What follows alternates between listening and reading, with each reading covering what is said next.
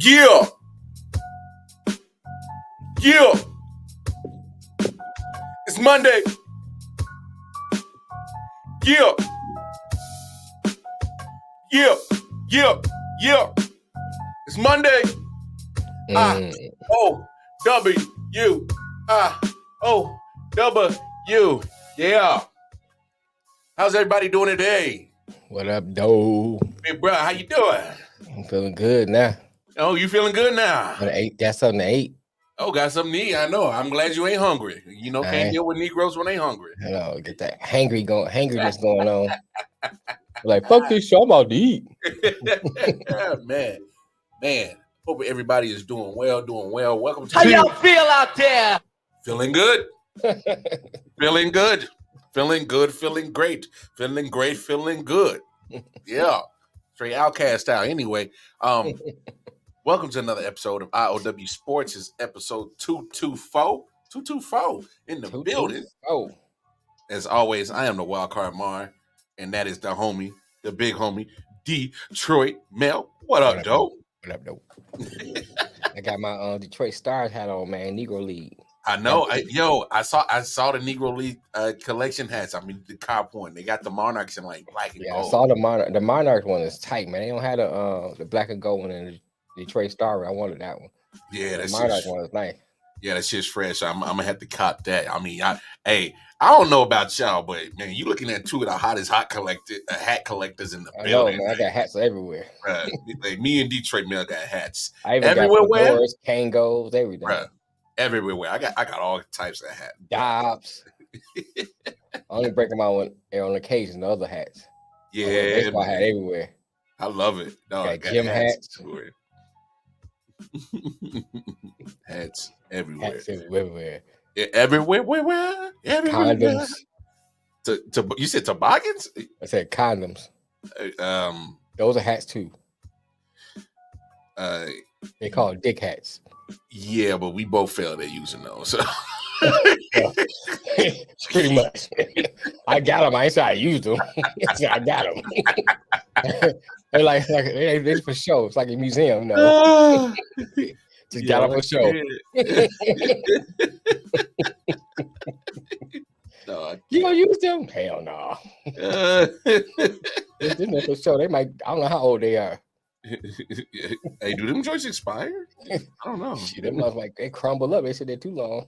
Like a mommy just be like, number dust.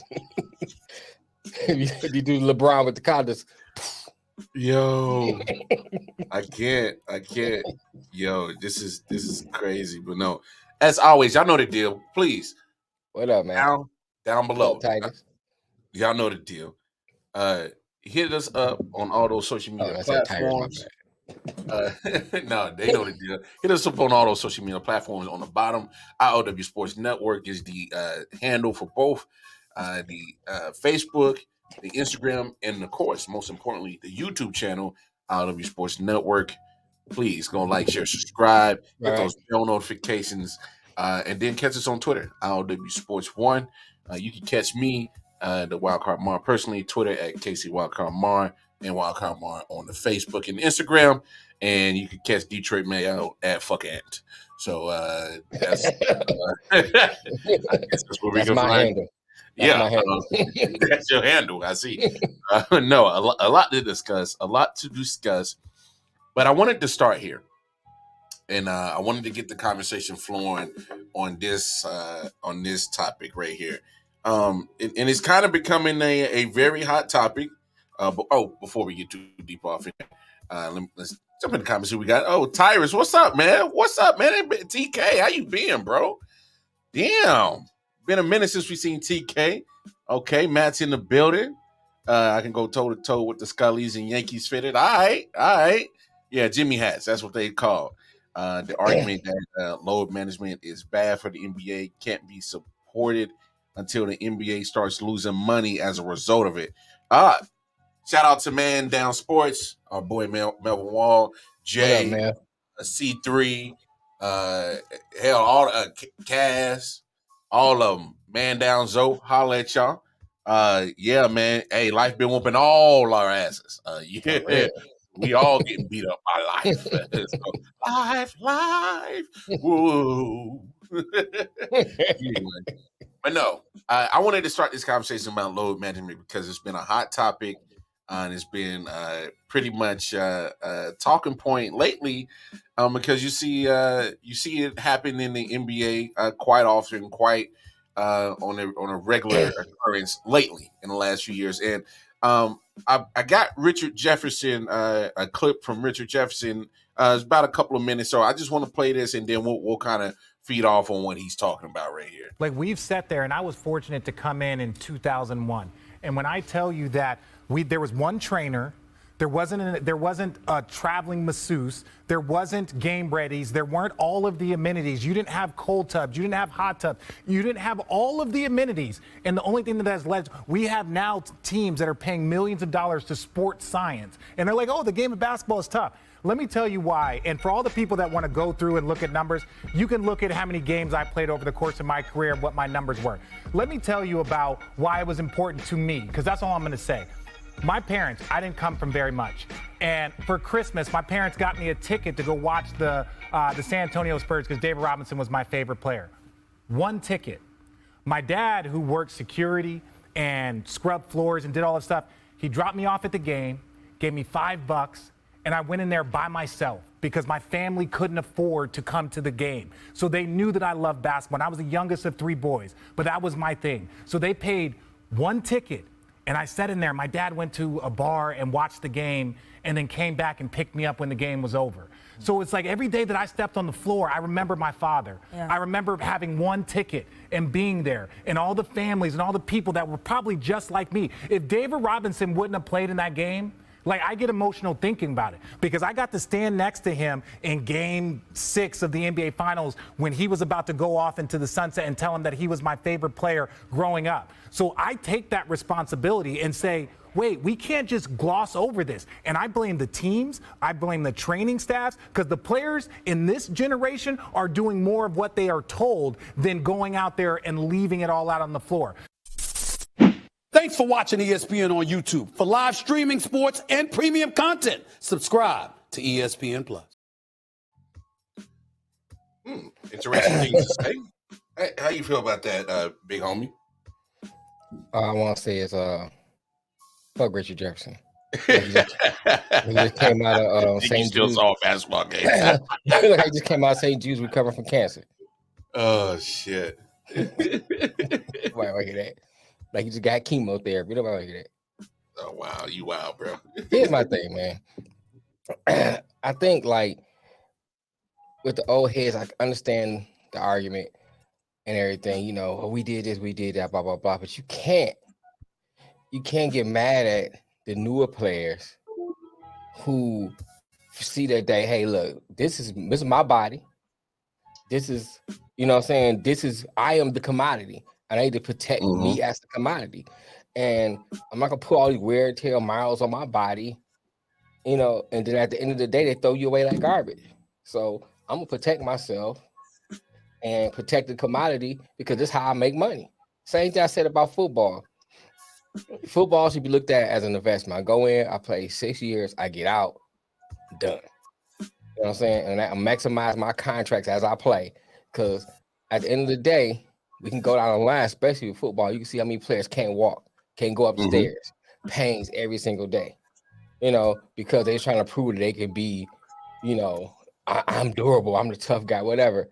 At the end of the day, nobody care about you after you stop playing. You know, you just, okay, they throw you on the heat, especially if you get hurt early. They really forget about who you are. So my thing is, I ain't mad at them. You know what I'm saying? Of course, as a fan, you want to see them play, you know, but as a person, as a person who looks out for the players, I have a problem with it. Because I look at it, you need to protect yourself. And, you know, let the people get mad. At the end of the day, I gotta feed my family. So I look at it. Okay, that's fair. And hey, you know, I can definitely understand exactly what you're saying right there because I'm seeing some of the comments. Yeah, nobody can play 100% every game, but here's one thing The main people that are Yeah, I agree, Matt. complaining I mean, are media Matt, I was gonna get members, on that too. former players that were never on the level of the players that are load managing, and that's a fair point. And you know, I'm seeing a theme where it says kind of older heads are the ones that are pretty much the ones that are complaining. But I just want to put out here. So you got Anthony Edwards, guys. Anthony Edwards, the guard for the Minnesota Timberwolves. He goes, all the guys sitting, resting, just play, man. I don't like all the sitting, missing games and stuff. These people might have enough money to come to one game, and that might be the game they come to, and you're sitting out. And that's Anthony Edwards saying that. And he has something very similar. Those quotes are quite similar to what the late great Kobe Bryant had said in 2019. And he was quoted as saying, "You got a lot of people paying their hard-earned money to watch you perform. It's your job to be in shape. It's your job to perform at that level every single night. And as a competitor, I'm not ducking shit." And that's what the late great Kobe was quoted saying in 2018. So, does any of those thoughts and opinions of what Kobe has said in 2019 and what Anthony Edwards, who is a current player now, does that kind of alter your thought process? No, Or because I mean, like I said, I understand the perspective where they're coming from. I mean, Yeah. look, we play sports. The competitiveness is always in you to play. Even now that I haven't played in a long time, I still had the competitiveness. I mean, I compete playing cards. I compete. You know what I'm saying? Yeah, you always have a competitive nature. Don't misconstrue what I'm saying. But at the same time, you have to be smart about about your body, because that's how you make money. Yeah. And to say that, you gotta be in shape, your job to be in shape. You can be in shape and tweak your ankle. You can be in shape and have a career-ending injury. Doesn't matter. It's not. I think it's about being in shape. It's about the big. And then think about at the end of the season, the playoffs come. You want that push for the playoffs. True. So I still don't. It's not alter my. It doesn't alter what how I feel. Let me I'll say Edwards is just repeating something he heard Kobe and MJ say. He don't even understand what he's saying. He's 22 years old and has suffered an injury like Kawhi, or had enough wear and tear to speak of. Yeah. And that's one of the biggest names that's been thrown out there for that load management is Kawhi Leonard. Another one is LeBron, and a few big names that are like that. And so I hurt my pinky and also okay. And yes, I agree with you, Anthony. You shouldn't be spending your last for a basketball game. But I'll say this about load management. Man, it's weird because I can see it both ways. As a player, because I Richard Jefferson isn't the only one. I've seen JJ Redick kind of speak on load management on YouTube before, and they're pretty much kind of said the same thing, but in different ways. And I'm paraphrasing what JJ Redick said. Pretty much these teams are pretty much in charge of a person's minutes. And they're especially going to be stricter on it if they're a person like Kawhi Leonard who's had injuries, and they're important to the grand scheme of what they're trying to do as a franchise, which is win a championship. Right. And obviously, yes, these franchises want to make money. Obviously, I mean, you see what they're charging you for a ticket. They're charging you for parking and charging you for concessions and merchandise and all that. They want to make money, yes. But they overall thing is they want to make a championship to notarize them as one of the best franchises. To make that part of their selling point, especially when it comes to free agency. Hey, we win championships over here.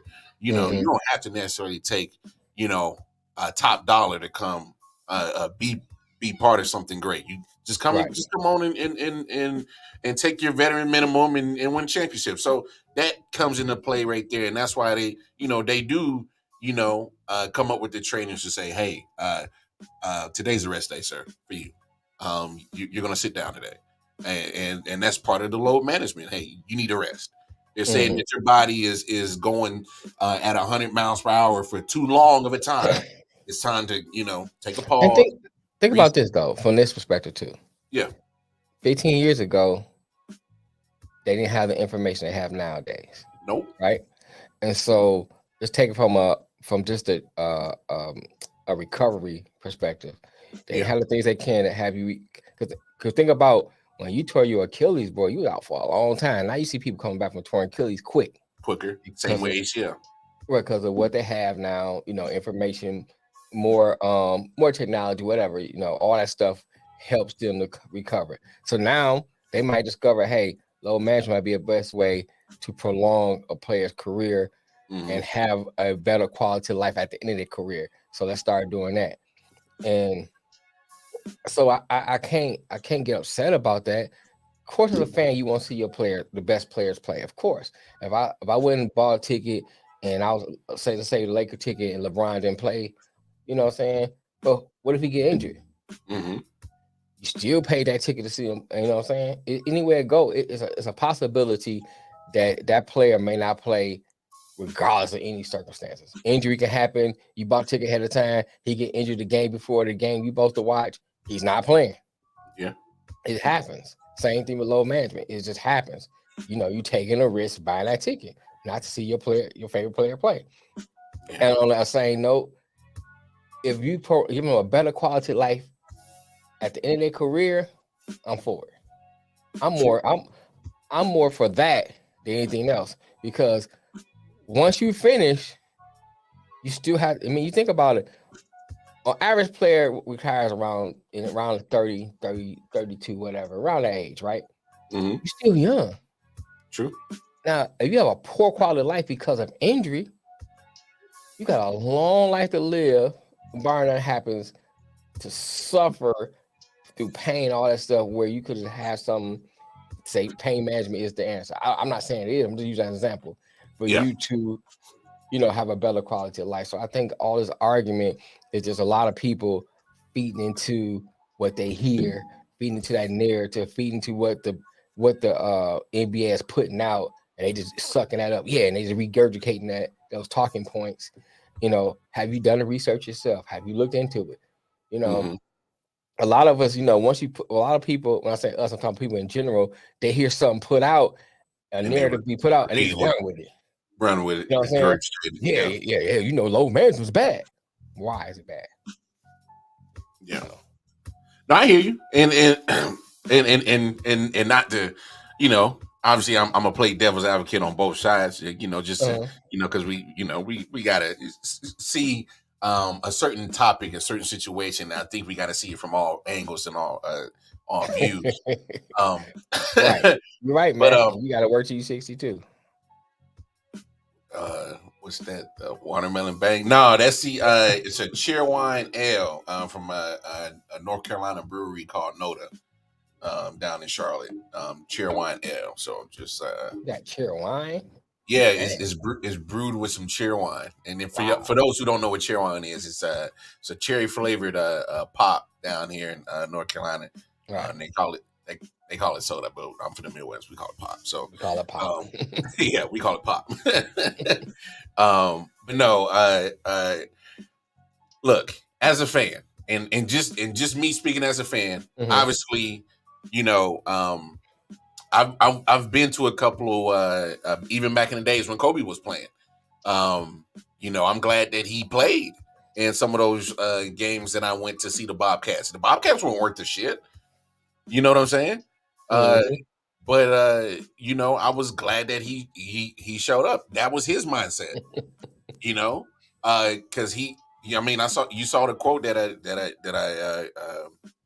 I threw out there, right. And that was his mindset. But to me, this is just a different day and age, a different athlete, a different a way of thinking, a different way of going about it, and if that's the way that the NBA is going, my thing is just roll with it. You just gotta, things change, things evolve, things, let's be honest. I know we like to do all the comparing of different greats and different eras, but they all played in different games. And it's because it's supposed to. You know what I'm saying? Yeah, only in North Carolina. Right. But no, because what have we said? If for those who watch our actual podcast and started all this, I often wonder. We've always talked about evolution, and if things don't evolve, they what? They stay stagnant, and then eventually they die off. Right. So why would you want the players to still have that same mindset like Kobe and Jordan, who are still playing 82? I mean, go look at Jordan's stat sheet. He had his second year. He had a very a hardcore injury that took him out. But for the most part, look what he's averaging. He's averaging 82, 81, 78 games a year at the playoff runs. You know, tread, a lot of tread. Played 15 years, and that's with time off. That's with 2 retirements. Played 15 years. So I mean, all I'm saying is, imagine Jordan had the benefits that LeBron and Kawhi and all these cats are playing with right now. Yeah, it'll suck that you might not see MJ play on the game, but guess what? We probably could have gotten MJ for 20 years. That's all I'm saying. That's probably one of the positives you got to look at. We probably could have got MJ for 20, 22 years. You know, if LeBron's playing 20, you know, we probably, who knows how long Jordan possibly could have played. So I look, I'm always pro player, and I'm always pro, hey, get your money and play as long as you feel personally that you want to. And if some of these cats feel like, hey, I should be able to play 20 years, then so be it. Let them play 20 years. But I can also see, hey, I'm a fan. I didn't pay top dollar for these joints. And the day of the game that I already bought tickets to months in advance, trainer comes up to you and say, yeah, hey, pimp. Sit down today. You know, it would suck. I would love to have a refund. You know, I would love to have a refund. But I mean, like you said, that's just the chances that you take when you go and you spend that kind of money on it. Injuries happen. Injuries and things like that are going to be a part of any sport event, whether it's football, basketball, baseball, hockey. It's all a part of it. Players need rest. Right. Players need rest. And like because these guys are exerting so much energy, because this is not just football is only, you know, from September to January. No, the ones that really want to be successful, no, they're pretty much training all year round. All year round. You know, basketball players that want to be successful, you know, they travel, they are traveling to places, camps, or work out here, play pickleball here, pickleball there, train with a guy that specializes in dribbling over in Seattle, and then he's going to Houston to go probably go work out with Hakeem Olajuwon and work on his inside game, and then he might travel to LA to, you know, go hang with LeBron and see what he can learn from him. You know, this is around the clock type of job. It's around the clock type of job, especially if you want to be the best. So I can understand the load management, not just for the player, but as the franchise. I would rather have you ready for me playoff times come May, come June. I'd rather have you available for there than a non-important game in November against a team that we should dog walk with all of our reserves in. Right. You know what I'm saying? As a franchise, it makes a lot more sense for me to rest you against the Orlando Magic in November than have you playing them in November and then all of a sudden, what if you know, I might need you down the road to clinch or something like that. I don't you know, just the scenarios that might happen like that when playing in a meaningful game that don't matter, which I understand you want to pay that money for, but hey, that's just a rolling the dice, pimp. I mean, that's just rolling the dice. I mean, me personally, you know, well, look, I'll be honest. Me personally, I hate load management.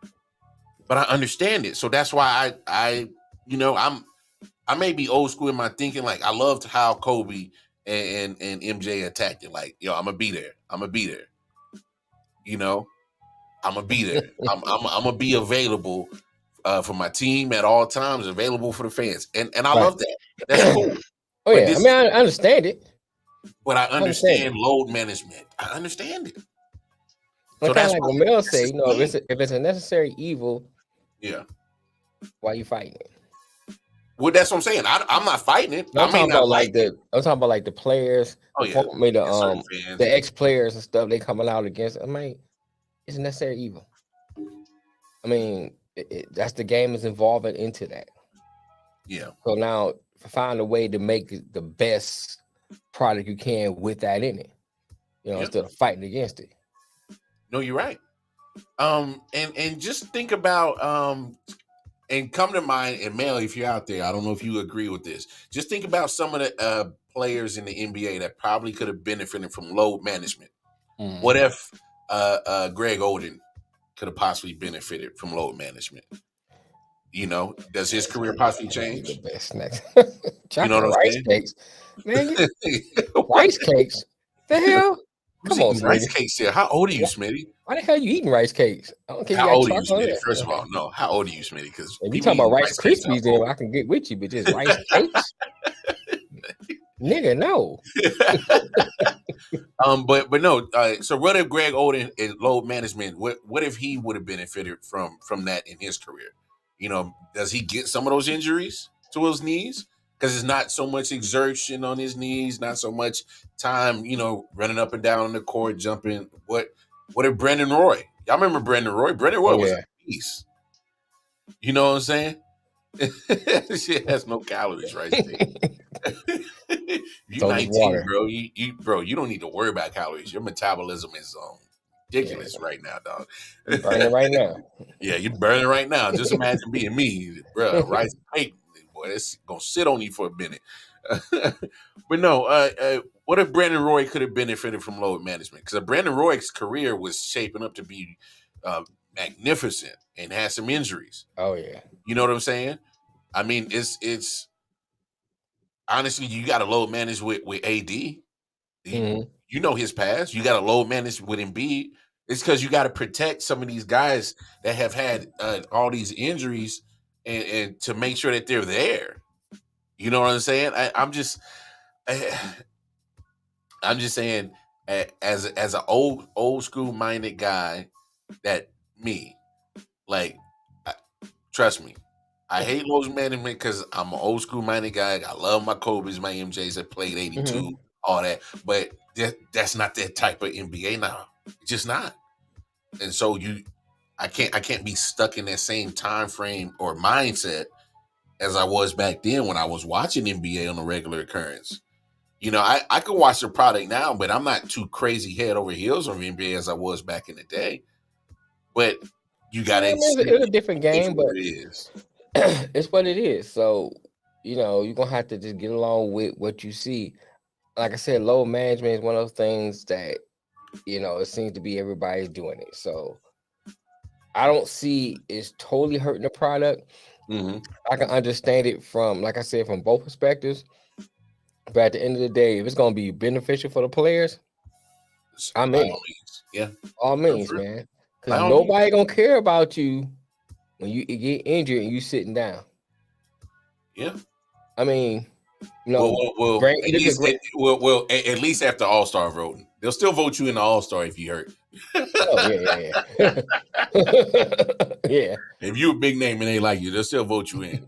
So let's say if your best bet is to get hurt after All-Star break. Okay, man, it's just straight. Oh, most is part of the sea for crying out.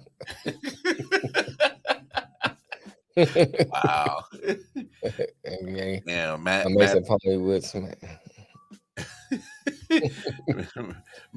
Matt over here talking about you being old, but he right Man, up every there. reference I name, this nigga might be like, He yeah, knows. I remember He that. knows. I remember that. He knows. Man, come on, bro. Yeah. Come on. Hey, first of all, I ain't gonna let Matt sit there and try to cap on you like that Come on, man. Come because he knows just about all the old shit just like you. So I'll say something might be, yeah, I knew that. I knew that. And then they'll call me over. I'm like, right, you know, yeah. you know what I'm talking about. Hey, Pod, Right. Shadow. Black. How you doing? Right. How you doing today, motherfucker? How your mama and them? Kawhi Leonard, Kawhi Brandon Leonard, Roy, Brandon low Roy. management is only reason why he couldn't still play. Hey, I like that comparison because I think Brandon Roy could have benefited from it. So, yeah, I'm with you on that. I'm with you on that. Hey, we may be born in the same decade, but you were earlier in the decade. I was later in the decade. There's a difference. Low management has.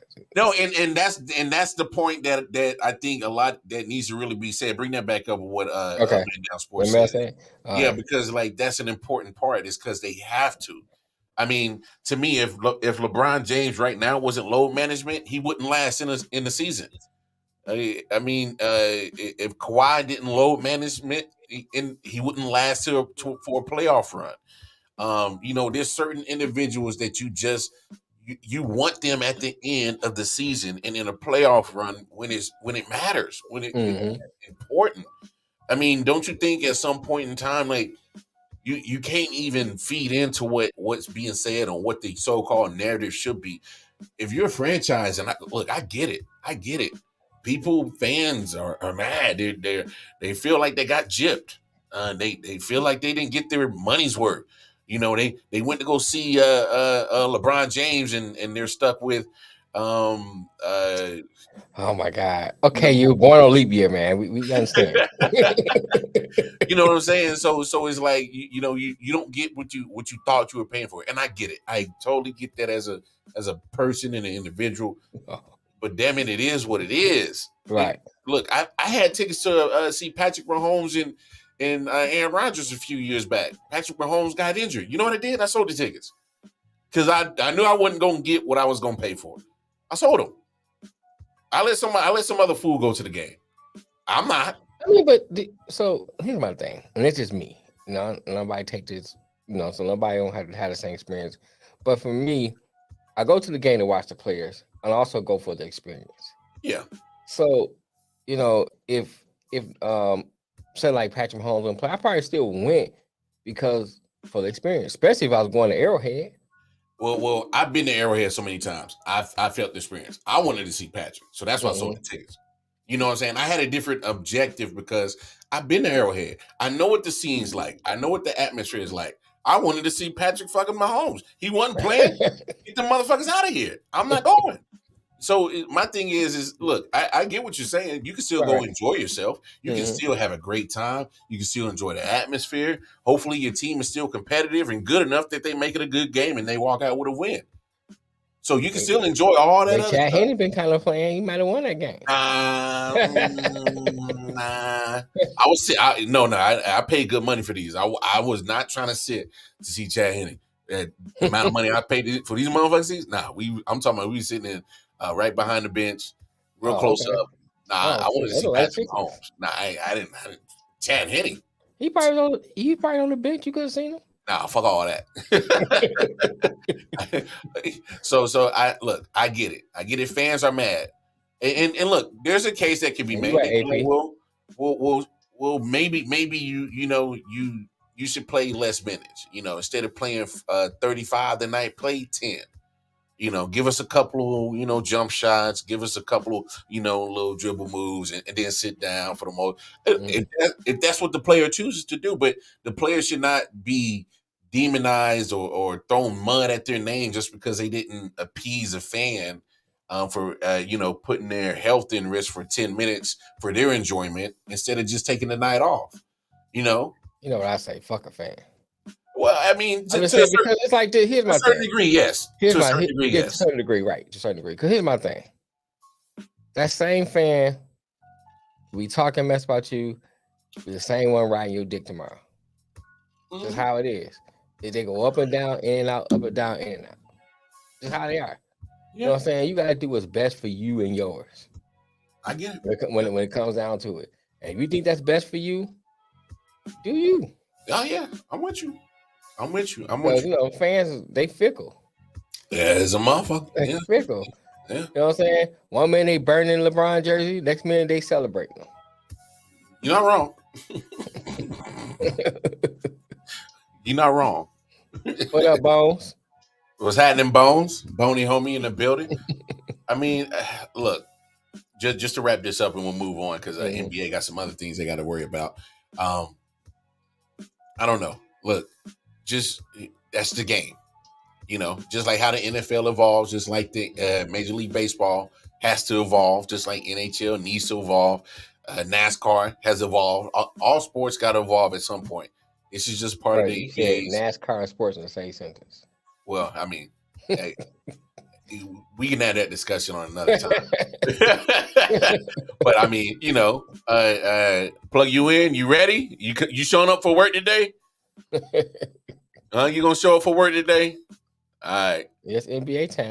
That's your spot. Yeah. Well, he said he's like, yo, I purposely been waiting to come back to work after NFL season was done because you know he's a Saints fan. And, you know, he didn't have really not too much to really talk about football wise this past season. So he said he purposely set out until he could come back to work for this. But yeah, I'm glad you put it up. At some point, you got to tell fans this is the product we're providing. You can choose to consume it or not, which I agree. We will cater. We will cater to the fans as much as possible, in caps as possible, which I agree with, but not at the expense of our players' health. 100% agree. Everything that Melvin Wall just put in that comment from Man Down Sports, 100% agree. And that's the best way to end this topic of load management. Do you think pickleball is let me tell you something. NASCAR is a sport? Thank you, Smitty. Thank you. I think spade's more of a sport than NASCAR is. Stop doing that, dog. We're not going to do that. And to transition,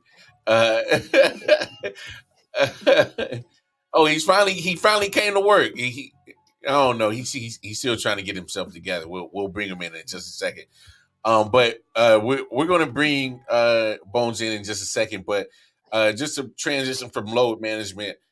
So Russell Westbrook got bought out. He's now going to be a LA Clipper. So he goes from the Lakers to the Utah Jazz in the trade. And then now he, since clearing the buyout and clearing waivers, he is now an LA Clipper. Boney, you ready? Give me a thumbs up whenever you're ready, bro. All right. So got thumbs up, Boney, homie. Hey man, glad to see you at work today, sir. How you doing? What up, man? You know, it's about to get real unprofessional in here. I still got the kids, but I was like, I gotta go to work. So I got multitask. I gotta put the dishes out the dishwasher. No, I can't load manage.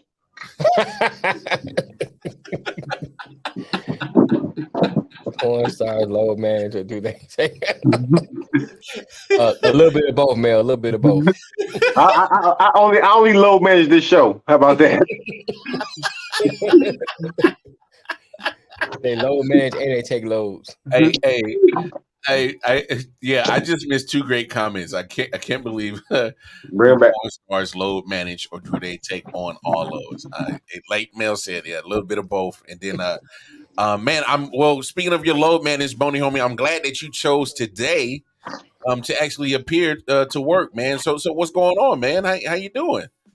I'm surviving. I was drinking earlier than I'm driving. Story of my life. Dude, skinny like JJ Evans.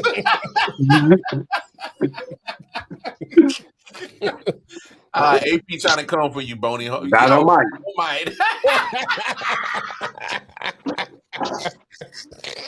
First of all, we'll get off Westbrook, man. I've gone from the biggest Westbrook supporter to lukewarm on Westbrook to hating Westbrook with everything in my fiber, in my being, to realize, you know what? Westbrook ain't the problem.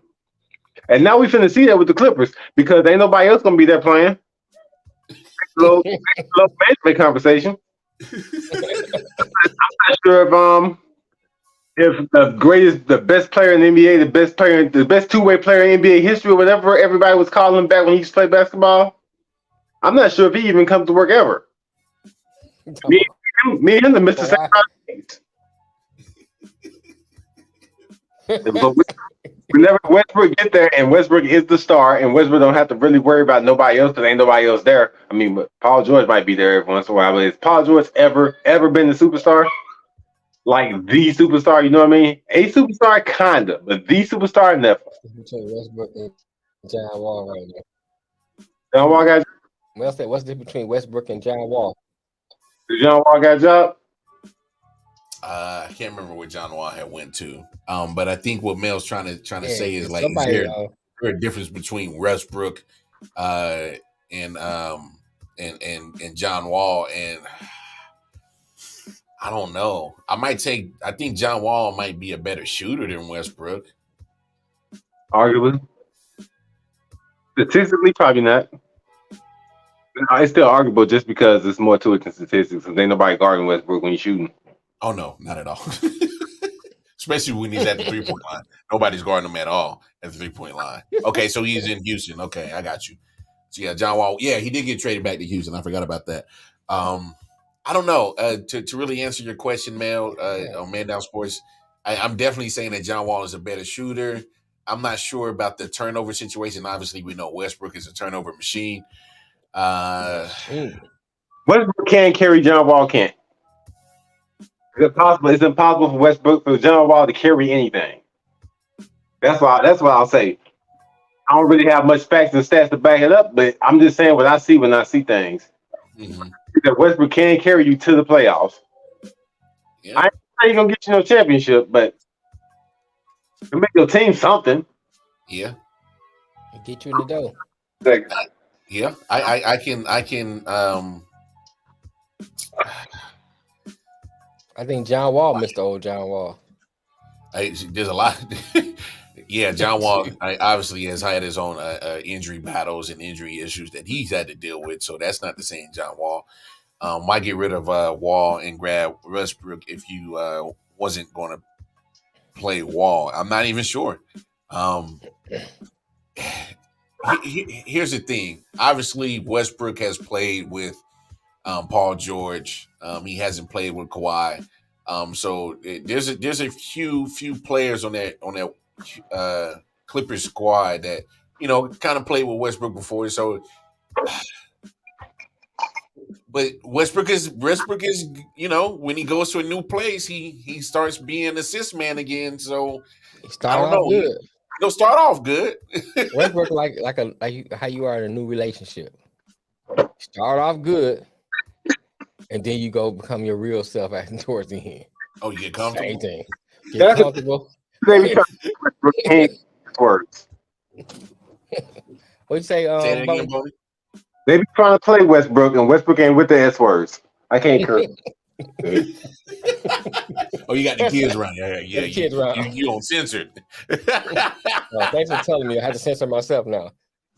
He ain't never been that way, and that's a problem. What y'all need? Hey, I'm mad that Boney Homie has chosen today to bring not only his butt to work, but take your kids to work. Can you get to work day? On load management, he brings his kids to work day when we can't find them. Oh my gosh. Hey, what's up? That's the double. 1/7 of my kids. So I don't even remember what I was saying at this point now. You talking about Westbrook? Yeah. No. Any thoughts and opinions on Westbrook going to the Clippers, Detroit Mel? Nope. Nope. That's it.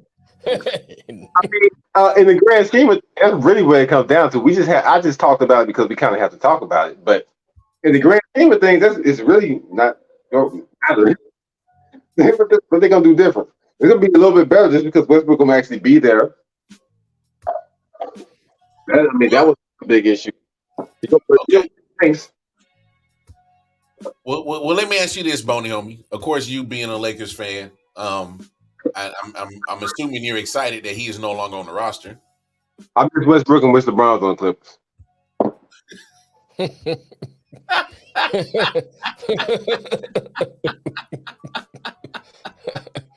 What up, cool? So Scott. Cool. What's up?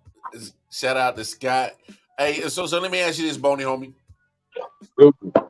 Certain the moves that the Lakers made at the trade deadline, obviously getting rid of Westbrook. They picked up who they picked up? Picked up Mo Bamba. Yeah. Calling a young brother's phone. I know you got the kids around, so I'm kind of sensitive. Trying to censor it. Say beep beep. Patrick Beverly for Mo Bamba was the best trade I ever seen in my entire lifetime. In your entire lifetime? Lifetime. I don't think there's ever been a better trade made. Michael, no. I don't think there's ever been a better trade made ever. You trade a negative for anything. Anything you got from Patrick Beverly was a win. Yeah, right. Patrick Beverly for Detroit Mail, I'll be like, you know what, we want.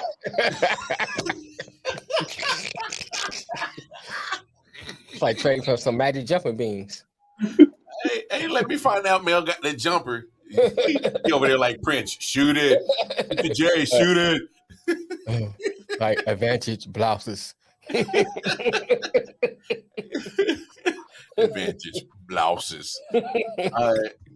And look, so is it fair to say you like D. Russell coming back in the purple and gold? I mean, I don't like nothing. Everything we did reached a desperation, and it should because we should be desperate for considering where we are. We might as well not have won any games for being the Lakers. I mean, I don't know. I really don't like him. I don't like nothing though. So, but I gotta try to get excited about something so I can just enjoy basketball. In the other situation, I would hate that he came back because he feels more cancerous. But I mean, we got rid of Pat Beverly, so the cancer kind of offsets. Offset cancers. Damn, I didn't. He offsetting. I think Pat Beverly really ain't even a locker room cancer so much as like a cancer in general. Like Orlando was. I feel like Pat Beverly kind of gets the troops ready. Yeah. If I'm good at basketball, I look at this guy and say, man, he really think he good. How can I not be confident if that guy is confident? Right. Your tries, cuz. And man, start with confidence. You got to start with confidence first. I mean, what? Look, can I give a shout out to Ben Simmons? A shout out to Ben Simmons or what? I'm just saying, start with confidence first. You know what I'm saying? You don't have the confidence, you can't perform. Look at Ben. No confidence, no performance. That is true. That is true. Well, here's another NBA topic that's kind of like the elephant in the room, man. NBA All-Star Weekend. Man, let me say this. Man, we going to save All-Star Weekend. So you said what we need to do to save it? I don't know. We'll go ahead, Commissioner Bones. Commissioner Bones, how do you save the NBA All-Star Weekend, Commissioner Bones? I don't know how we save it, but I'm saying that we went to the G League trying to save it, and that's how bad of a state it's in. Like, how that McClung kid up?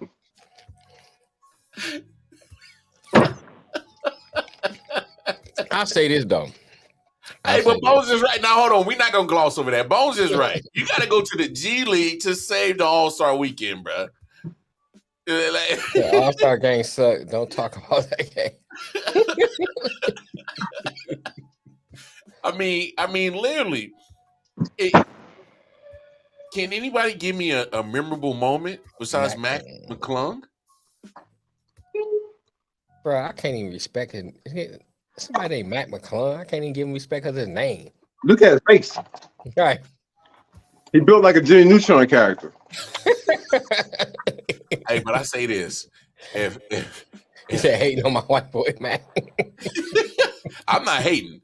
I'm not hating. If he could take my lady, she wasn't meant to be mine anyway. Right. That's what I'm saying. Man, I'm not hating because he was the only thing that happened. he said, all I'm saying is Matt McClung checked out Black History Month.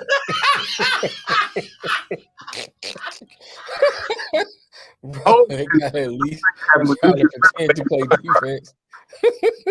Racially motivated. Hey. Yeah. Hey, P. Yeah. Hey, Bones. Hey, repeat that again, dog. What? Say, Bones. Julius Randle made his son cry. At the 3-point contest. Hey, man, look. Bad. Even the guy introducing the player sounded like he didn't want to be there. Bruh, I don't know. It's because, like, you know how the NFL is going like throwing any and everything and trying to make the Pro Bowl relevant. Mm-hmm. The NBA's been doing that, and it's still trash. So, like, my thing is at this point, you know, I'm at that point where like we was with the Pro Bowl. Hey, give these guys a little title, get the little money incentives that comes with it for being an all-star. But man, throw that whole thing in the trash. Throw the game at least in the trash. Yeah, I don't know what you could do because even a skills challenge, man. That's not even interesting to me anymore. Years off. Make us miss it to the point where it don't even matter when you come back. Right. I will say this though. I enjoyed the sophomore freshman game. They should have kept that. Yeah, that's on Friday nights. Yeah, I like that. Huh. You talking about the Rising Stars game? Yeah, but you know, it's a rising star. It used to just be like sophomores and freshmen. It's a little different now. Yeah, it's like because they even messed with that. They broke it off into 4 different teams. Yeah, sound like that. It's like just to be just like it was before. I think that was better. Go back to the a real game 1. Yeah, that too. Yeah, it's like go back to that. Go back to just an actual real basketball game where have a game. East versus West. Mm-hmm. Full loop. Full loop. We're going right back to talking about load management. Get this all-star game and take the risk of getting hurt even a little. It wasn't like that before when it was good. That was different. It was good. People wanted to show off. Mm-hmm. I mean, now you want to show off, but like, don't touch me. Right. Yeah, you're right though. You're right. It's like no defense. I mean, we all have this agreement. I'm not gonna play defense on you. Don't play defense on me. Cool. Mm-hmm. Let's get out here and score 200. Yeah. And guess what?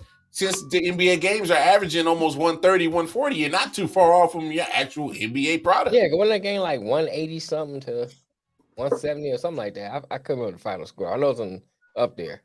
I don't remember nothing.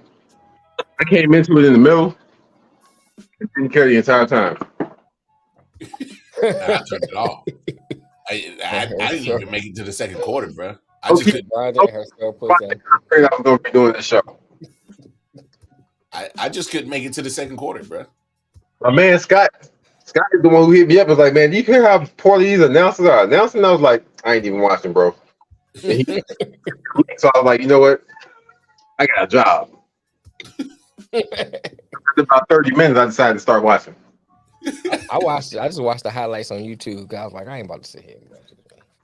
Yeah, but the highlight clip on YouTube had to be nothing but 5 minutes. It wasn't like they had a lot to choose from. Yeah, it's like 10 minutes. It's like 10 minutes of the game. You know, it's most of the game. They just cut out like the announcing part and that kind of stuff. So you get a couple of dunks. Yeah, a couple of dunks. You get the majority of the game. You just cut out all the BS around it. Well, leave y'all. I ain't gonna have some food. I ain't got no lunch food on me. Nobody was guarding. I mean, it was a few. Like I liked some of the stuff I saw, but as overall, you know, it wasn't nothing to say. Hey man, you see the All-Star? Cause remember back in the day, and I remember back in the day on Sunday, you watch the All-Star game. You go to school the next day, and that's all you would talk about. Hey man, you see that? You see that? Now it's kind of like watch it and you probably forget. You can't even remember half stuff that happened in the game because it wasn't all that exciting. It just wasn't exciting. There's nothing to really talk about. There's a few things you can probably point out. I like Brown. Brown I think played pretty good. He had his moments. Tatum had his moments. But at the same time, nobody's playing defense. No. I mean, Lillard, Damian Lillard had his moments, but nobody's still playing defense. So can you really say, you know what I'm saying? You really say it was all that great if nobody's checking you. I mean, shoot, you an NBA player, you should be able to look smooth and nobody playing defense on you. On supremacy, I might be reaching. All right, so I might be reaching. This is how I think you save All-Star Weekend. Okay. I think you break get some holes in it. Well, I mean that'll definitely work for a certain demographic. Like, I can't hear for the strippers. I can't hear for the strippers. Yeah, that works for a certain demographic. But what I'm saying is, I think what they should do is they should do like an open run. Okay. Kind of like that, and I get almost like and one. Okay. And kind of turn into pretty much an and one game where there's a little bit of competitiveness, but it's enough that you can, showcase your skills, in your ISO moments and have fun doing it and put on a good product. I don't know if that'll solve it, That's but a good point, Matt. To save All-Star Weekend, I was talking about not Smitty, but Matt point. Oh, even early on, Luka was mic'd up and Reggie Miller said, "Time to play some defense." On air, Luka says, "I'm not trying to hurt nobody." Yeah. And Smitty said to save All-Star Weekend, make them put on pads and hit each other to the opposite of what football did. Hey, that might work too. You never know. I mean, look, obviously, I think the celebrity game is starting to become a little cool. Yeah, celebrity game is always cool. Celebrity game is cool because it's still kind of new compared to the All-Star game. Yeah, but that get old after a while too. Yeah, that change comes from the players. They just gotta want to beat each other. Game. That change comes from the players. They just gotta want to beat each other. Yeah, I hear you. I kind of 80-style rules. Oh, I like that. Nah, come on, man. First of all, them dudes is barely touching each other now in the game. Leave me alone. Stop hitting me. Them cats can't play no 80 styles basketball, man. A celebrity game. Hey, no, that's funny, but it's slightly true. Because look, I think the celebrity game is starting to become cool because you got other people like DK Metcalf. Y'all show he's been showing off his little basketball skills, right? And drug tested. Yeah. Oh yeah. Trust me. They saw how high he was leading. Yeah. They drug test him immediately. It was the only.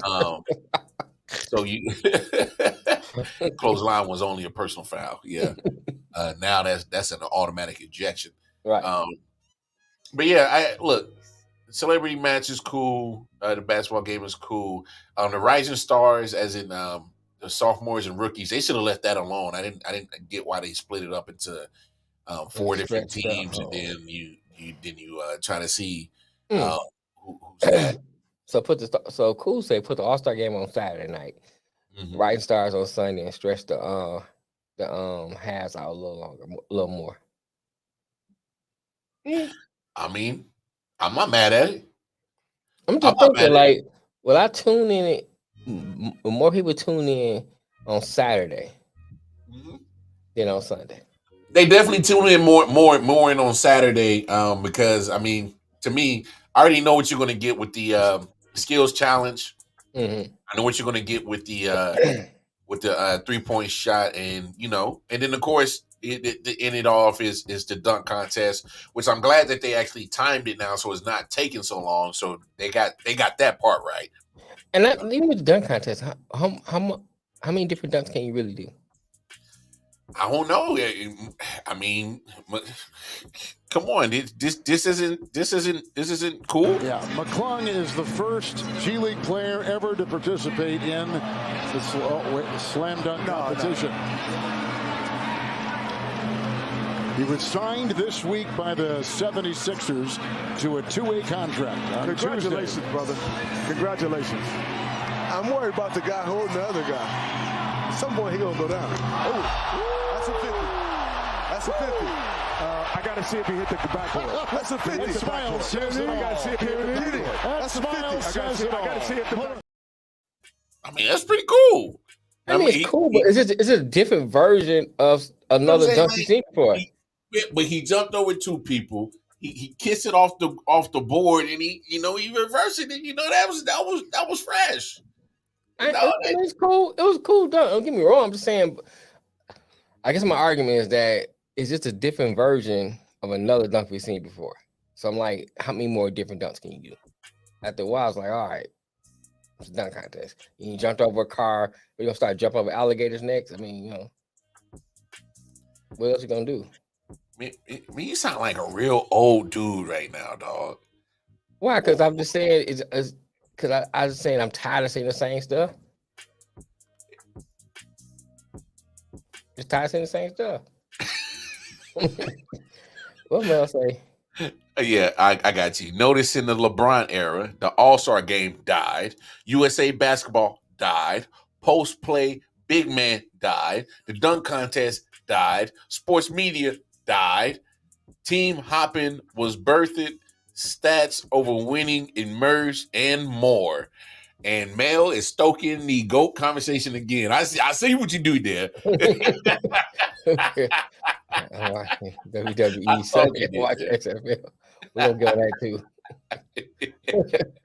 There you go. LeBron killed the game.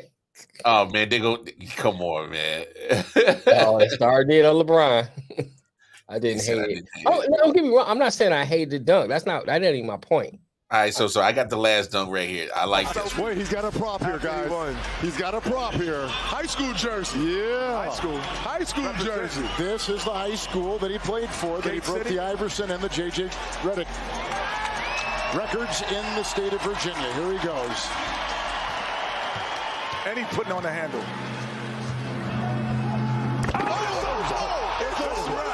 That's a wrap. It is over, ladies and gentlemen. It is a wrap. It is a wrap. You can't hate that now.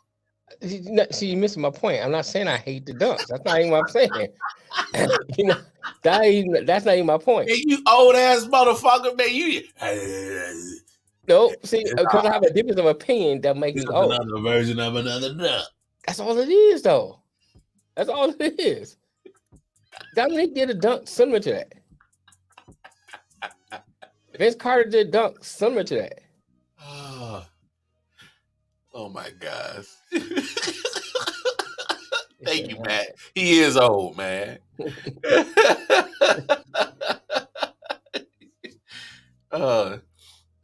Next, LeBron started the Ukraine-Russia war. Y'all wow, man. I have, man. You might have.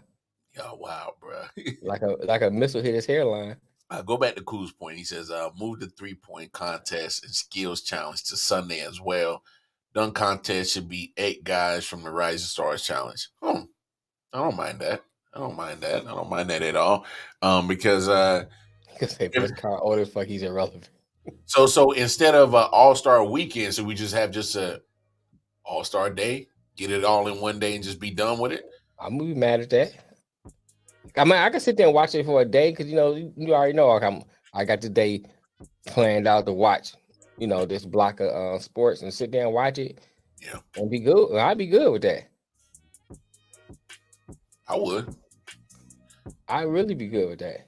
I'd be fine with it because it's like, I can catch all the skills challenge and then go ahead and give me a quick little game and just right. Don't make it a whole. Because my thing is they start he says switch the All-Star game to Saturday. Okay. I got you. I don't know. Zion next year dunking. Honestly, make it 2 days. Okay. No, so AP, you talking about load management? You don't expect to see Zion Williamson in any dunk contest. Pelicans is not trying to get that dude hurt anything. He trying to make a season. That man is, he's trying You know what I'm saying? You man, talking about dunk contest. He trying to make a make season. 65 games, Right. cuz. Load management. That man is worried about, can I get to 65 games? Can I make a season?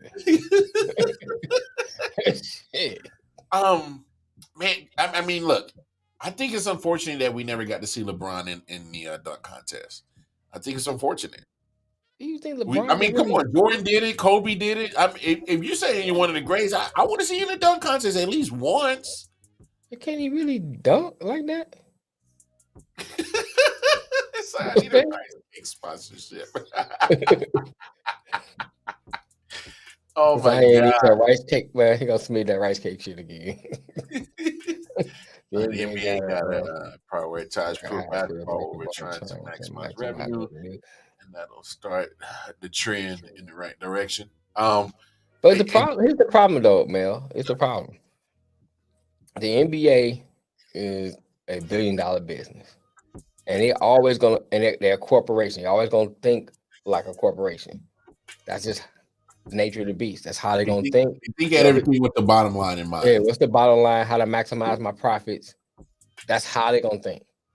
So how you gonna change that? You're gonna have to change the way corporate America thinks. That's how they, you know what I'm saying? I don't see that changing. Not the way they think. I'm not saying the game. Yeah, he said his high school dunk contest was horrible. I thought so. Yeah, I didn't think he could dunk. He's a power dunker. You right? Yeah, He's it's not like okay, you put it behind your back, throw it down. Next. Yeah. No, it's true. That's a true point. I never thought of it that way. Yeah, you're right too, man. He don't want to get showed up in the dunk contest. That's why he don't enter. He lose that, you're not gonna hit the end of it. Yo, Brian, how you lose that? You supposed to be the GOAT. Supposed to be the GOAT. Jordan won it. He the GOAT. What happened? Say first your hairline, not this. No, LeBron he's athletic. He's just not finesse enough for a dunk contest. That's it right there. He does not. Yeah, he don't have that finesse. Yeah, he's not finesse enough for a dunk contest because he's too bulky. You know, he's powerful. He's a powerful dunker. He's not a finesser. He's not going to be doing no Matt McClung. I agree with that too, Scott.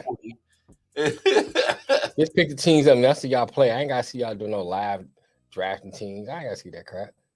Just pick the teams. All I want to see is y'all play. Yo, I'm glad you said that because a lot of people said they were cool with the live draft, and I was like, yeah. Well, yeah, I hear what you're saying, Mel. But I'm saying that's how corporations think, period. I'm not disagreeing with your comment. I'm just saying that's how corporations think, period. They're not thinking about, I don't want to say not thinking about good basketball, but they're thinking about how I maximize my profit above everything else. And that's why they come up all these little gimmicks and all these little things. Well, basketball is pretty much the back. Yeah, that's on the back end. You know, whatever comes out the end, they don't care. It's like, and most corporations, I guess you care about basketball now. Most corporations are not in touch with what the people want. I mean, look at it. Just look at it. Now all of a sudden, the NBA has been letting these players walk and carry the basketball, traveling for miles on the court. And now, you know, earlier in the season, they were calling it. I'm willing to bet. Cool.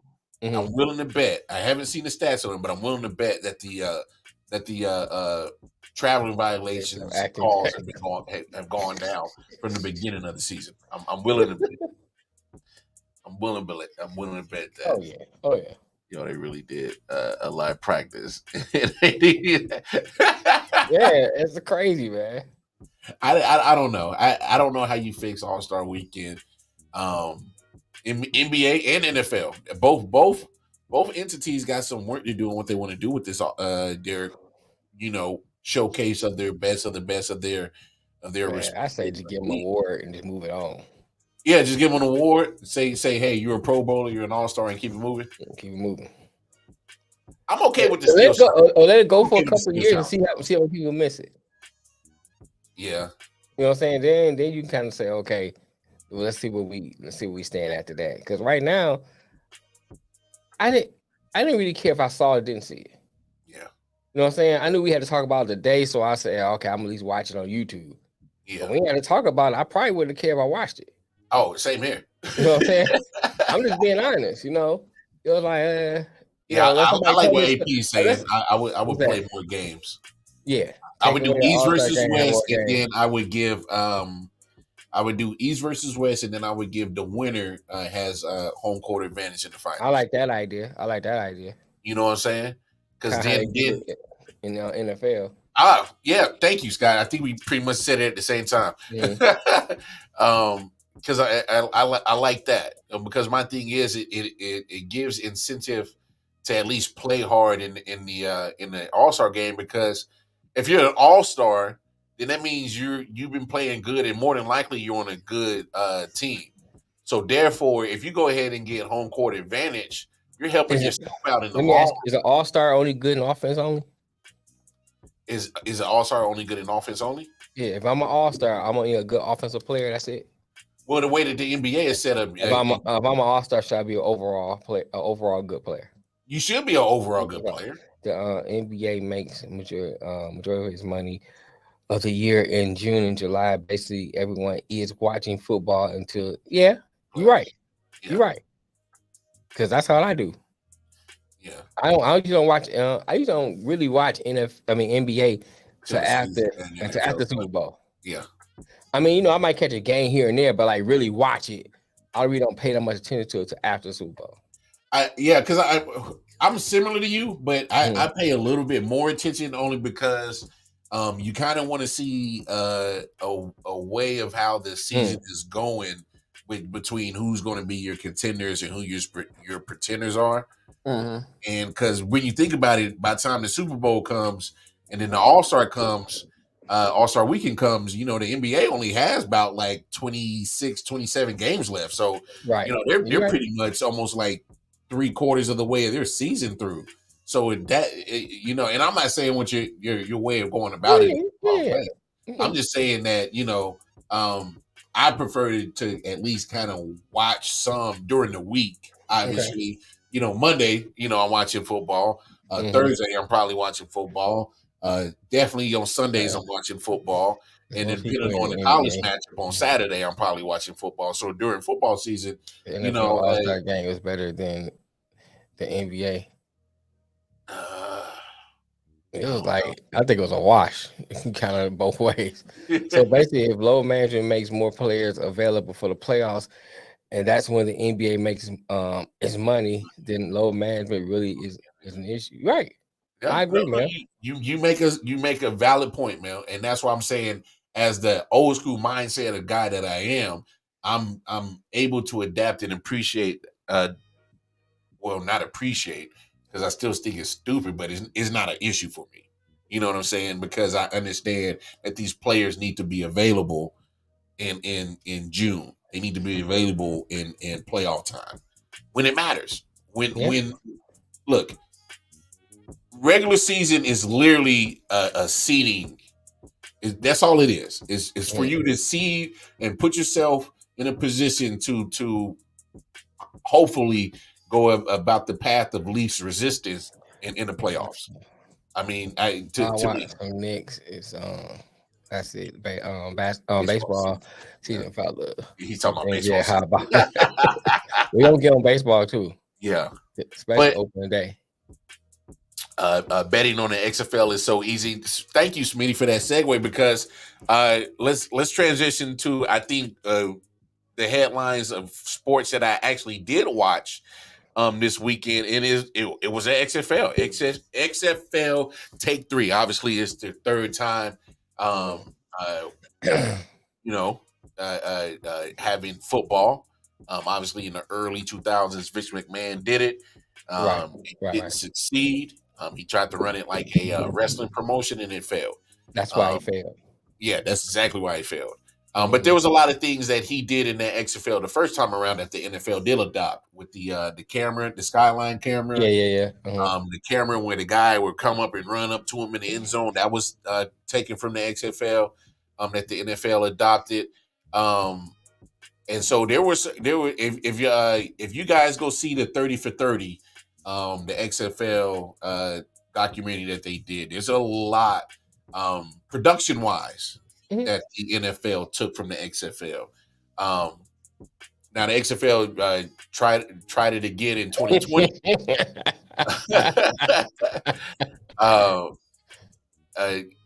They tried it again. Vince McMahon did it again in 2020.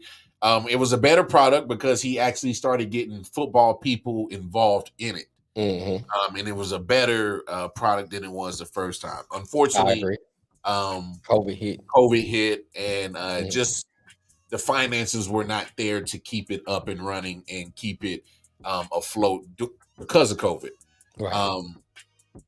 Because his business model is to do live games, and so since all the live games were pretty much taken away, that pretty much killed XFL Take Two. So now you get your Take Three.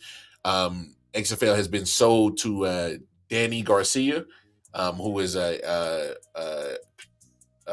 friend, or she knows Dwayne Johnson from somewhere. If I remember correctly, I think they used to be married or something like that. I don't know, or something. Or he probably just like that.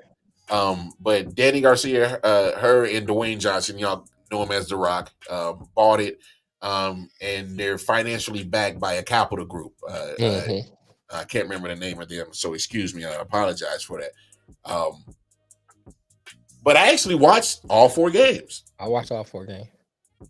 So man, what was your take on Take 3, man?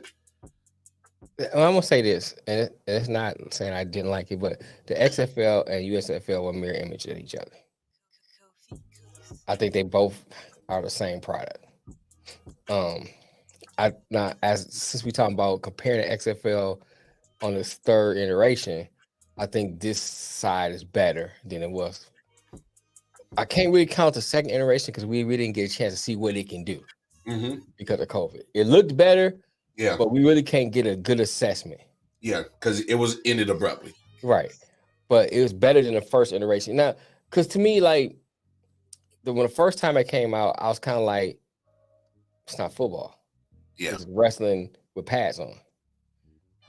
And when you kind of marketing it as football, I'm looking at sitting down ready to see some football, and I thought it was just too over the top. Now, if I wanted to, now we marked as like entertainment, wrestling entertainment, I might have enjoyed it better because my mindset came in different.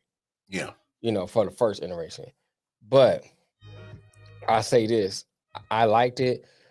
I like the fact you can see, you recognize some names, and I want to say AJ McCarron still ain't shit.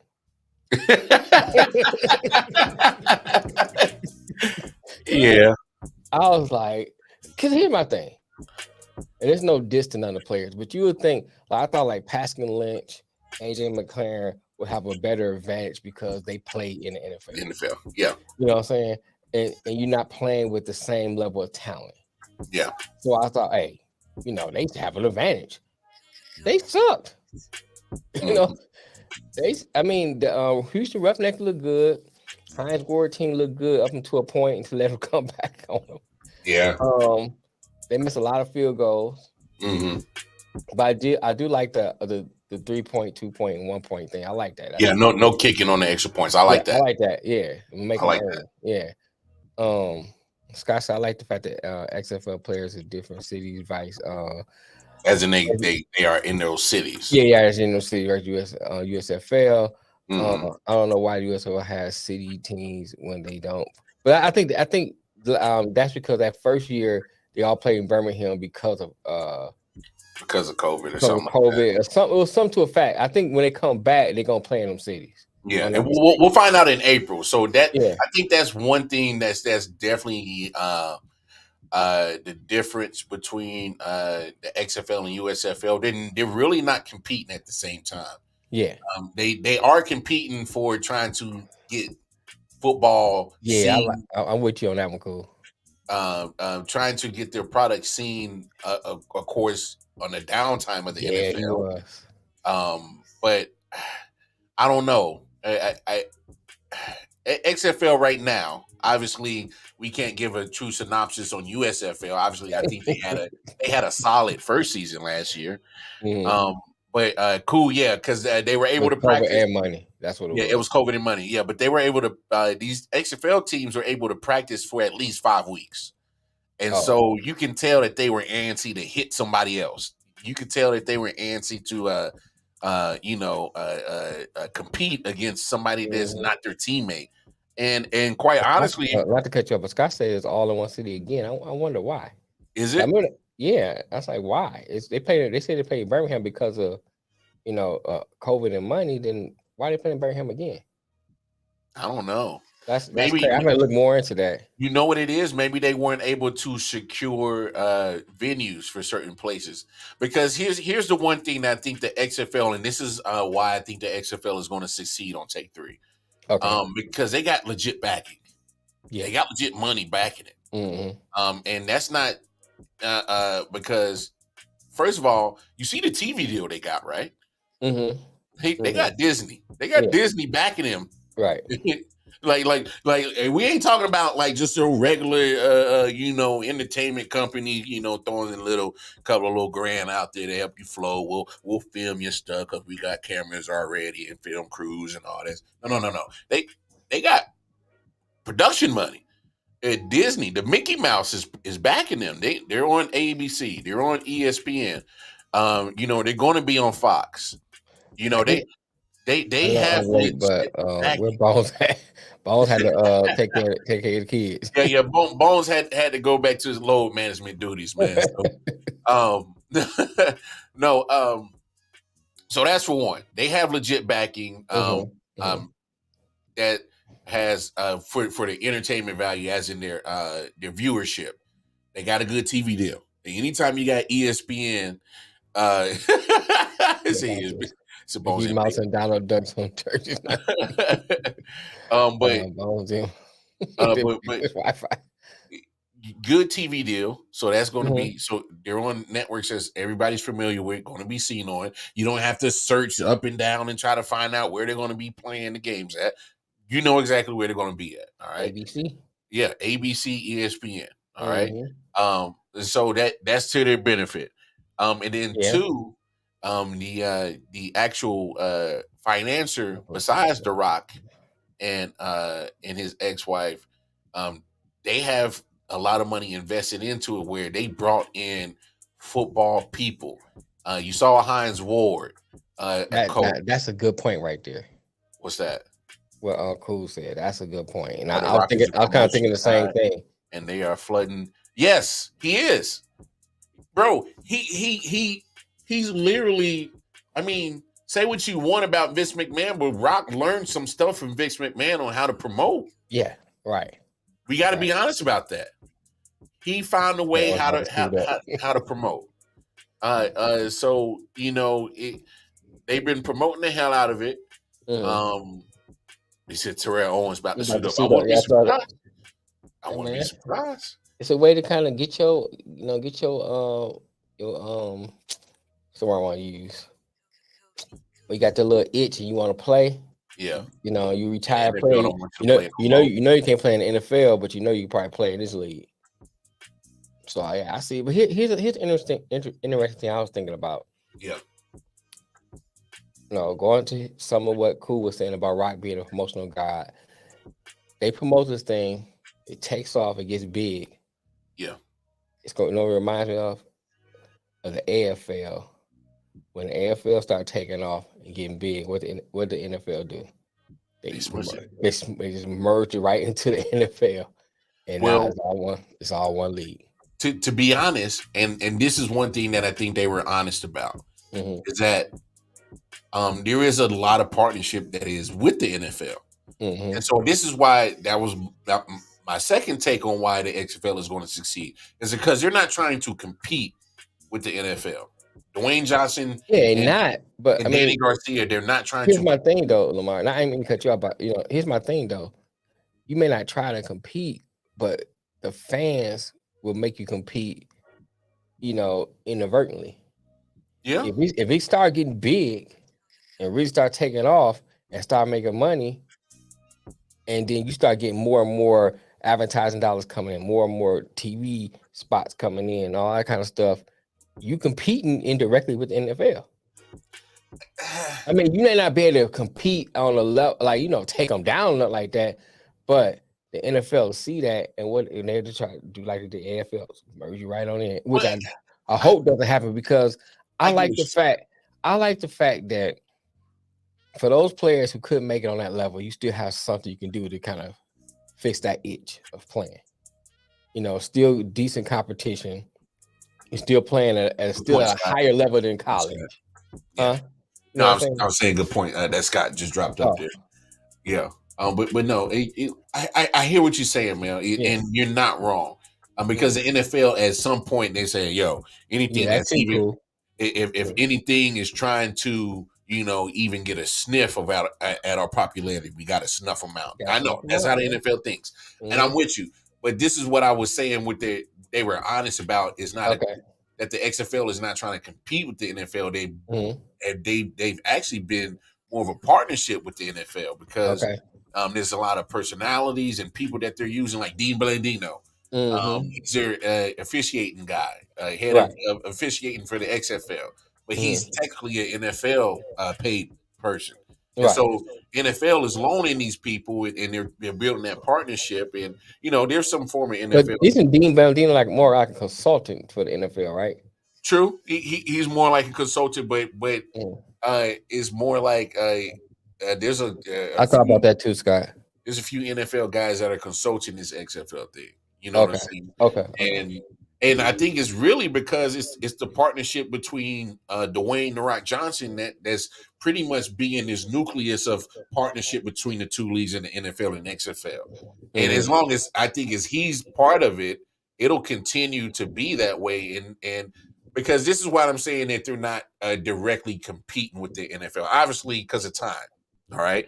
Yeah. Their Okay. season starts in February. Mhm. February NFL is ending. You know what I'm Mhm. saying? And so that they're not colliding time wise on the calendar. Right. But Scott said, PJ Walker got onto the Panthers because he did well in the XFL. Mhm. Or Turpin for the Cowboys was a Yep. great Yeah. returner Trevor. from USFL Mhm. that got on to the NFL. So, but you saw Vic Beasley, a former NFL guy, Martavius Bryant, Yeah. Josh Gordon. You saw former NFL players playing yesterday and Mhm. on Saturday. And so some of those guys are might use that as a stepping stone to get back to the NFL. Right.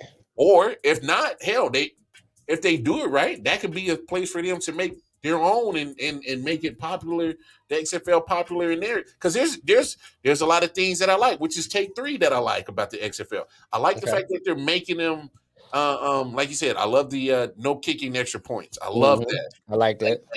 Like go get you a 1 point, a 2 point, a 3 point. Use it as a strategy. You know what I'm Mhm. saying? And then you know what I really loved? I really loved the fact the kickoffs that they got the kick returners and the defenders can't move until the guy gets the ball, and they're like I think they were on like the 20-yard line, Mhm.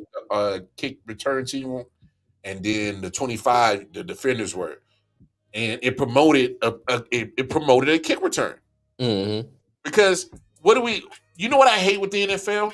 What's the point of a kickoff? It's about to be a touchback just about every time. Yeah. For the most part. Like, come on. I, Return, there you go. yeah, and thank you, cool. You got a good point. I think they Mhm. planned it out so well because they had time to do it. They didn't right when The Rock bought it and Danny Garcia bought it. They took their time on trying to plan everything out meticulously, and you saw the product. I mean, literally, the first game went down to 22-20. That was a good game. I mean, the Roughnecks beat up on the Guardians. That wasn't the game, but uh, A good the point, Scott. What up, Nick? the Brahmas and the Battlehawks had a good game. Uh, Eliminating the kicking. Sea Dragons and the Defenders had an awesome game at the end last night. I thought it was dope. It was a You good know what I'm game. saying? I mean, most of the games I was entertaining. I'm laughing at Nick, but Yeah, I saw it too. most of the games were entertaining. Yeah, I enjoyed the game. I think as it goes on, some of the stuff that I saw that were not Ben DiNucci. that were like negatives, I guess, for lack of better words, they're probably polish it up, playing more and stuff like that. I like the fact that players who probably wouldn't have a chance to coach get a chance to coach. Or people like Wade Phillips, got a chance to, is coaching. So they got names in there that's had NFL experience. Yeah, they got football names in there, man. Football names in there. They got football names. They got guys who've made it to the NFL level that's either coaching, whether it's the head coach, offensive coordinator, defensive coordinator, that are part of being spreading this information of football to these players. Right. And like I said, there were players that played in the NFL that are playing in this league. There's guys that were on practice squads that are playing in this league. So so there's guys that are trying to make a name during this XFL thing, and I think that's kind of something I was saying too, Mel. What Mel say? He said when the NFL start their 2 expansion franchises, they are going to have to consider buying the XFL. When it jumped up, I lost my place. Oh, okay. Because it has potential to become a problem in the future. Oh, yeah, kind of similar to what you're saying. Yeah. No, you're right. Jack Cohen for Notre Dame QB. Yeah. So they got some names that are familiar that you like. Yo, I heard that name. Right. I remember him playing. So I think that's another thing that's helping them. Helping them build their product is familiar names, and I think that's where it's going to promote well. Because going back to what Cool said about Dwayne Johnson being a great promoter, because now, so week 1, you gave us your blueprint, your product, and I think you got a good business model on how your product looks. All right, so now, through the rest of the season, this is when you start promoting your product, as in through your players, because you're giving us so much access to these players. Now you got to start drawing and pulling out the personalities that people can gravitate to and people can relate to, and to watch your product now, because that's what they're doing now. Right. I think the access that you're giving is such a great part of it, which the XFL has done since the beginning back in 2001. Yeah, that's what Scott was saying. What was dope about it? Even the first take, it was about giving people access. Yeah. So now, you got to start now that you got us hooked, because I think it's a good product. It's a good product, though. Yeah, don't get me wrong. It's a good product. Us hooked on the football part, but now you got to give us the entertainment part now.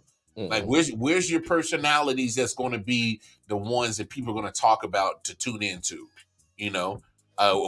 Where's going to be your guys that's going to be the cream of the crop of your league? That's like, yo, I got to watch him play. Now, here's another thing too. You got to consider too. Look at what the USFL did last year. Yeah, they lost 30 players to the NFL. Yeah. So if you are one of those fans of that team, and if you're gonna lose players like that every year, are you really gonna, I want to say adhere to that team, because it's changing every year. Yeah. You know what I'm saying? So, like, okay, the reason why you're a Chiefs fan, Lions fan, whatever, Matt, Cool being a Philly fan, Matt being a Giants fan, and fucking, and you know what I'm saying? It's because I like how you stuck that in there. Like that. Yeah. Because not only because we grew up in those cities, but we kind of like, we know the player, like you see the players play every single year. I mean, of course, barring trades and stuff like that, but for the most part, your team stays together. And you're like, oh yeah, like Mahomes. No, Mahomes ain't going nowhere. You know what I'm saying? So you can kind of like watch the Chiefs play with Mahomes for a good period of time, 10 years, whatever the time he plays. Versus here, if you get so much turnover, can you really, become a fan of those teams? And I don't. It's not me saying they shouldn't leave, because you get an opportunity to make it, be better. Do that. I'm just talking about the go get your bread. Go get your bread. Right. Yeah. No. It's not a bad idea, man. I mean, Mel. I hear what you're saying. Because you're basically saying like, if I'm a fan of this team, y'all keep reloading people in and out each year. It I'm doesn't. trying to get you before you get me. Go ahead. and Scott brings up a good point. Mhm. What if Ray Rice could have got another opportunity? Yeah. And showcase his skills, and then probably got signed to another To team. punch another girl or what? But no. I'm just trying to get clarity. I'm trying to get clarity what you mean. No, fool. Just another chance to play football again, man. Oh, okay. Go ahead.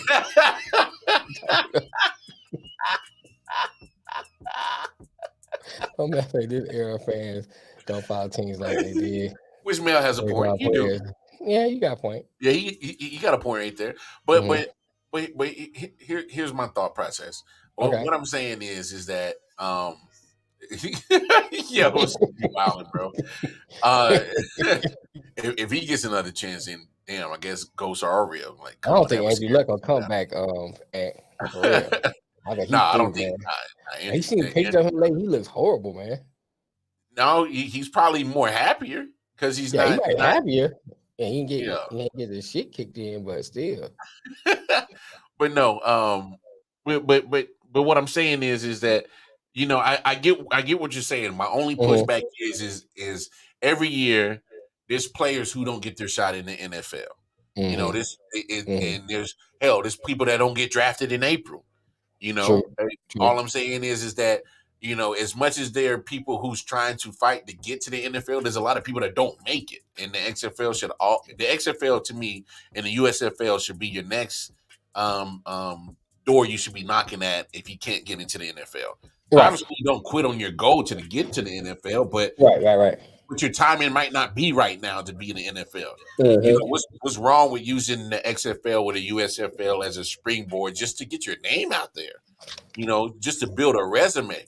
And speaking of building resumes, here's one thing that I think a lot of people aren't talking about right now with the XFL and the USFL. Good point, man. What's that? It gives these guys who want to coach in the NFL a chance to build a resume. It gives them a chance to showcase what you can do with professional level athletes. Right. For instance, I and we'll talk about this in just a minute, but Ray Caruth. Boy's a killer, dog. So egg drops you. I got a lot of them, Scott. I got a lot of them. But no, like Hines Ward is one of the coaches. Yeah. He's coached in college. Now he's coaching in the XFL. He's building a resume. Mm-hmm. So what if he says, I want to coach in the NFL? Obviously, he'll probably have to start at a coordinator position. But you can't tell me now, you can't move the goalpost now and say that Hines Ward doesn't have head coaching experience. You can't use that excuse now. Because it might get his foot in the door as, like you said, as a coordinator and stuff like that. But what I'm saying is this is another opportunity to get minority coaches an opportunity to build a resume. Rod Woodson is a Hall of Famer. He'd be a killer pickup. He'd be a killer pickup. Like Rod Woodson is a Hall of Famer. He's one of these coaches. Right. Yeah, that's right. He is. You know what I'm saying? Yeah, I was trying to think of all the coaches. Right. Rod Woodson is a Hall of Famer.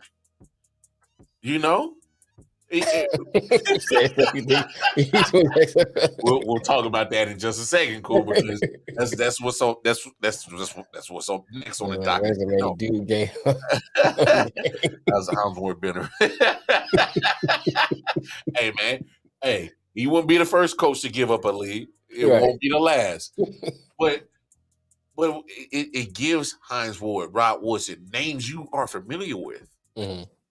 And what they coaching right here in the XFL, but what if they want aspirations to coach in NFL? Now the NFL can use it as an excuse to say, oh, well, you ain't got no head coaching prowess or resume, or you never done it before.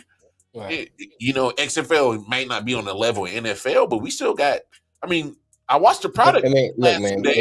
If you say you coach at college level and you got experience And use that as experience. You should better use XFL. I mean, it's better. Bruh, It's a step above I college. saw a dude come off the set of ESPN, bruh, and We just talking about coach Jeff Saturday.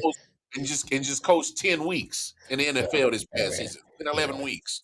You know, the coach owner ain't got good sense. Yeah, we a know whole that. different thing. But I get your point. but my point is that come on, man. Like we can't Where's the XFL fantasy football? Hey, Smitty, it's gonna happen. It's gonna happen, bro. It's gonna happen. Because if they're already allowing you to bet on it, they're eventually gonna have fantasy for it. They're gonna have the same amenities that the NFL has for it, and the XFL is gonna get it all. They're gonna get it. But to my main point about the coaching and getting the experience is that if you get these minority coaches who are not getting the same shots in the NFL, or you're getting coaches who've coached in the NFL, but they want to coach again, like Marvin Lewis, he wants to coach again. I was listening to the Adam Schefter podcast. He wants to coach again. You know, imagine him being one of these coaches in the XFL and all the knowledge he can drop. Right. You know what I'm saying? Okay. And then an NFL owner or GM, like, yo, Marvin Lewis still got it. We should think about hiring him for our coach. You know what I'm saying? So all I'm saying is, you know, let some of these fellas get a chance to get experience. If they can't get it at the college level, they can't get it at the NFL level. What's wrong with getting it at the XFL and USFL level? You're still playing with professional. What we call that? Semi-pro? I don't know. I think that's pro level, bro. They got pro players that played in NFL in this product.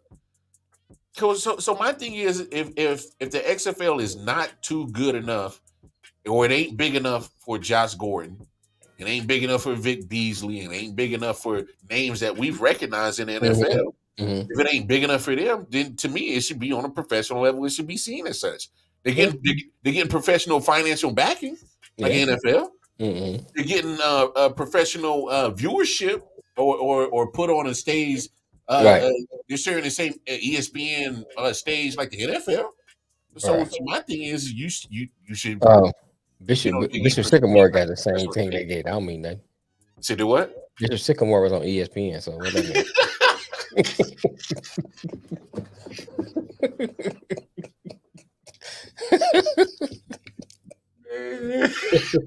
How many times? Exactly. Look. Hey, they made it there. Okay, give them their props. They made it there.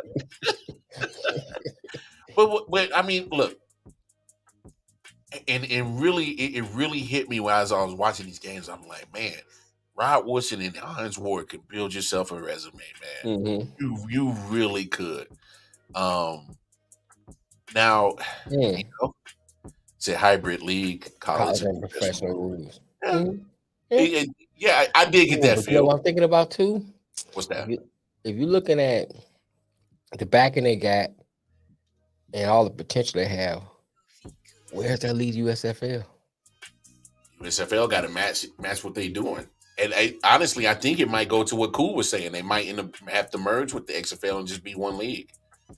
Yeah, it might, man. Because, I mean, they already looking based on what, you know, the backing and all that stuff. I ain't talking about the product, but the backing and all that stuff they got. Yeah. They're already looking like they're a step above the USFL. And the USFL already had a year ahead of them already. Yeah. It's like they're going to have to step their game up. Oh, in a huge way. I agree with you.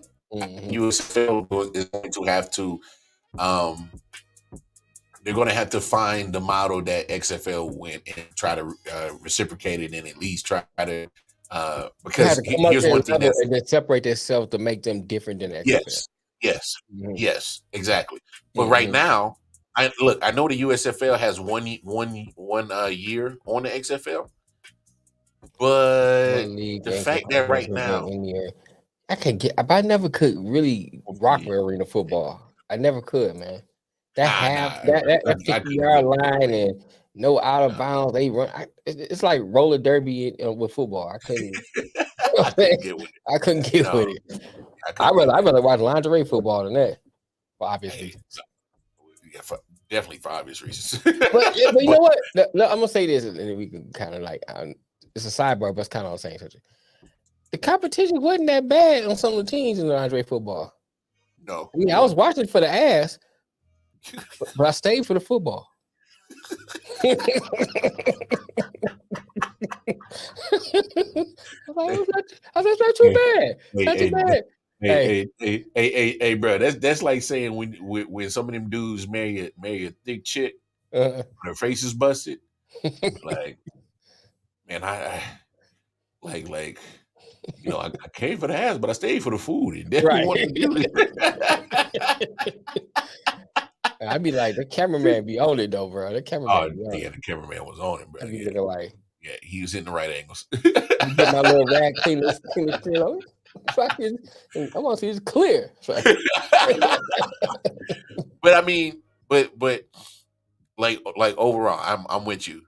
Look, I know USFL has 1 year on XFL, but I think just the business model so far, the XFL is going to put a bar so high that the XFL is going to have to. They're going to have to do their damn hardest to equal it. Equal opportunity football. Football. Yeah, bring back the LF. Well, you know what? You look up how much they making. Them chicks is making some decent money, bro. They was making at least 80, 90 grand.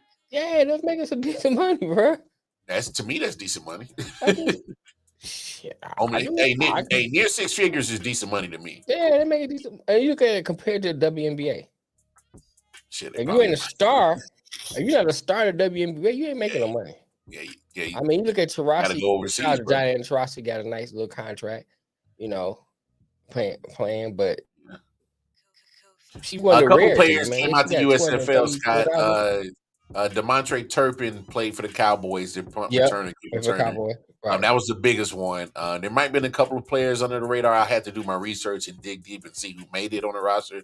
But Turpin is the one that stuck out immediately for sure.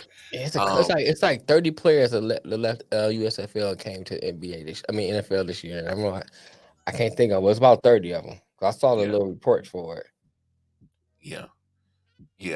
Near six figures is double the average household income in the U.S. So that to me that's decent money for real. But look, USFL, I think they didn't do their no service. The reason why I say that is, soon as the NFL ended, the next weekend XFL kicked up. So they pretty much they didn't make those people who love football have a void.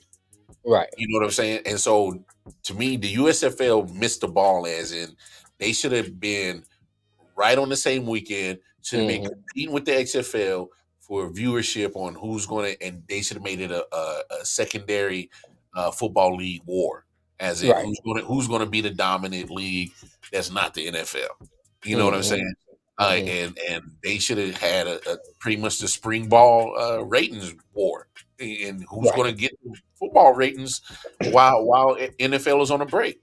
You starting in April. First of all, that's draft season. Well, first of all, XFL is pretty much probably at the thick of their championship. You know what I'm saying? So all the popularity has already been made from the XFL. But you got to think about too. What's happening in April? That's draft time. Yeah, draft time. Everybody gonna be looking at the draft, who the team got. How would you want to compete with that? Combine, all that's around that time. So it's like it's really NFL. Yeah, we're back on NFL by around April. Exactly. That's what I was getting at. So you see exactly what I'm seeing. So USFL, I think they did not. You think so, man? I think they might get another year after that. Because you should. First year is always a fluke year. Hey, bro, they not coming in next year if them ratings is dookie. Yeah, unless it's terrible this year. I think they at least get third year at the very least. Unless it's terrible. If it's terrible this year, they're gonna be like, "Hey, man, cut that." Yeah, that's an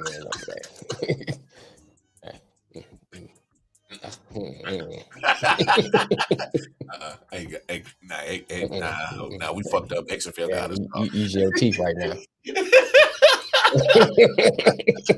No, XFL got us, dog. We need to go ahead and that's why. So I think Cool brought up a good point. Yeah, he did. About emerging. Yeah, about the emerging. Because think about it, why not? because you can use your resources, put them together, and make an ultimate secondary league that's not named the NFL. And you're still not necessarily direct competition to the NFL because you're in different seasons. And hell, who knows if you merge your resources together, you might be able to build a product that can be on the same level as the Right. NFL.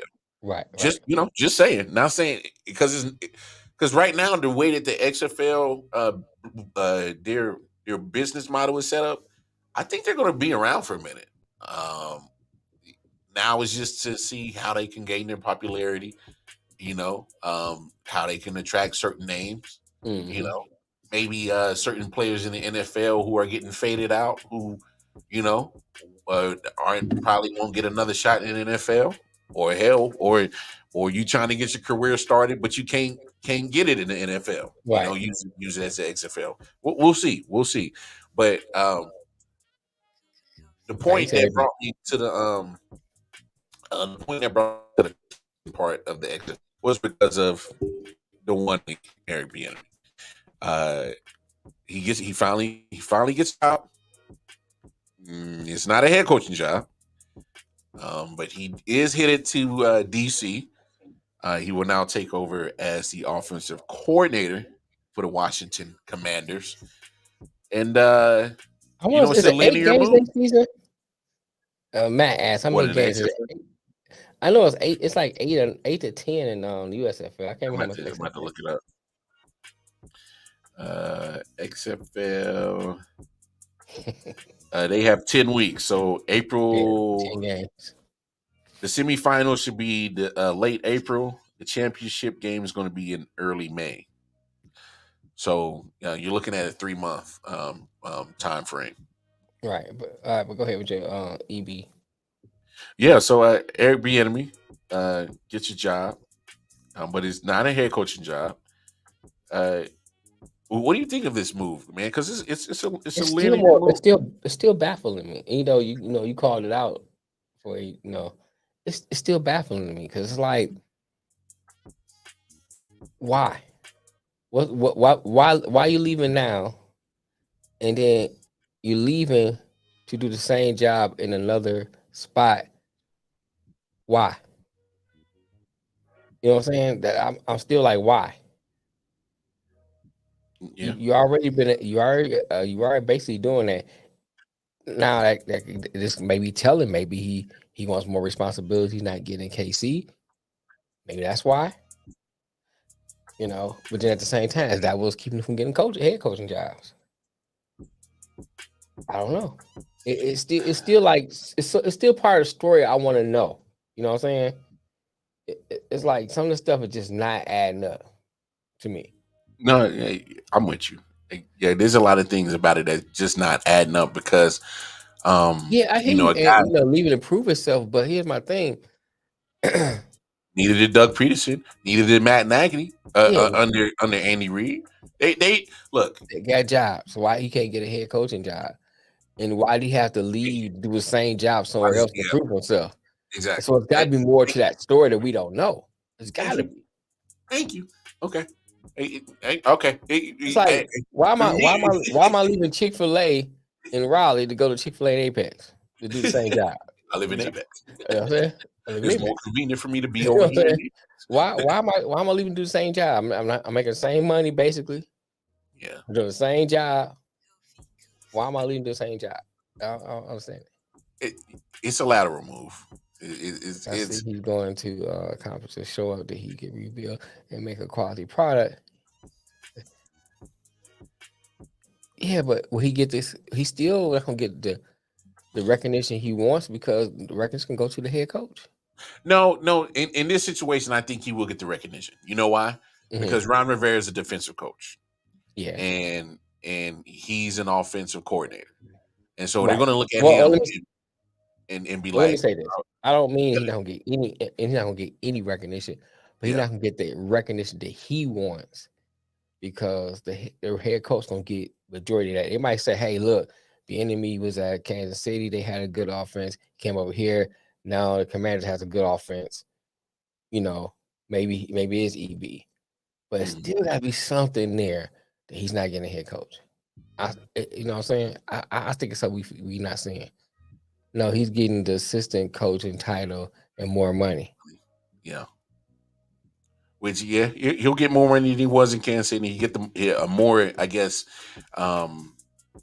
responsibility that he wasn't getting in Kansas City. But I agree with you 100%. Doug Peterson, Matt Nagy did the same thing under Andy Reid that he did, and help with the offensive install, help with this, help with that. But they got jobs, which is crazy. I don't understand that he does the same thing, gets 5 straight AFC championships, 3 Super Bowl appearances, 2 championships, but he can't get a head coaching job. And I'm with you. I think there's more to it, but now this is his time for him to get the shine that he and recognition that he can possibly get, because the fact that Ron Rivera isn't like Andy Reid. Andy Reid's an offensive coach and a great offensive minded coach at that. So. I mean, I'm not. And that was keeping him getting the job. That's what it was. You walking you ugly motherfucker. You ugly. You can't get the job. But I mean, Lock titles. He's a little different looking. Yeah. Guy. Yeah, that's true too. Yeah, that might be true too. And obviously him getting the, the assistant head coaching title. That does put him in line, because. But then he did the same thing with Andy. Thought Andy be leaving, and he don't get that job. Yeah, but only reason Andy was going to leave is if he stepped down. Andy wasn't going to get fired. I'm saying, I'm talking about. Still, he thought that Andy was going. Whatever the case, why he was leaving, I think he thought the same thing. That's why he stuck around so long. Now you putting yourself in a situation that you hoping that happen, it may not happen. Or they may, or Rivera might get fired and they hire somebody else. Well, my thing is, I think Ron Rivera is already on shaky ice to begin with. He with. Probably is. I'm just saying, but did Washington tell you they're gonna give you the job if he get fired? Or you assuming? I mean, he might be assuming that, or he might have been told that. I mean, because he didn't have to take this job. You know what I'm saying? So it might have been some things said to him, and he was like, "That's pretty enticing. I think I might like that." Right. So I mean, we'll see what happens. Look, I wish him all the best. I hope he does well in Washington. You got to come. I'm gonna hold you that, Scott. We're gonna hold you that. Halfway through the season, he will become interim head coach, and I wouldn't write that off. And I think that's what the difference when you're getting that assistant head coach. Cool. You might be right. Yeah. When you get that assistant head coach title, you're pretty much the first person in line to get that job. Once at least you'll get the interim tag at least. Yeah, he'll at least get an interim tag, and then that'll be his full on chance to be a head coach. I don't know. Hey, look, I wish him the best. I hope he can eventually get a head coaching job. But this is why I brought up the point of the getting your resume built. It may be XFL, USFL, but if you're a head coach, if it has HC, they can't deny you and say you don't have head coaching resume. What up, Kofi? Shout out to Kofi. So, all right, y'all. Man, that's our show, man. Great show today. Appreciate all the love and support. Appreciate everybody up in here. Appreciate y'all. Yeah, man. Good stuff. Good stuff. Y'all know the deal, man. Catch us again on Thursday for episode 225. At 4 p.m. Eastern Standard Time. Y'all know the deal. All the social media links on the bottom of the screen. IOW Sports Network on Facebook, Instagram, and most importantly, YouTube, where all the content is at. IOW Sports Network. Again, hit them up on Facebook, Instagram, and most importantly, YouTube. Like, share, subscribe. Spread the word what we got going on. And you can always catch us on Twitter, IOW Sports 1. Yeah, man. Great show. Great show. And hey, if y'all feeling real charitable, y'all can always hit up the Cash App, the $sign IOW Sports Network. Hey, if you send $30, you'll get the exclusive cap. Hey, the snapback. But hey man, I didn't nap while I was sitting here. I can sleep my eyes open. Hey, but y'all know what it is. Hey, y'all can catch me tonight 11 p.m. To 12, late night Owl edition, Monday through Thursday. Hey, catch us again on Thursday, episode 225. Right. Be standard time. I'm the Wildcard Martin. That's the big homie Detroit Mel. We out of here. Peace and love. Peace.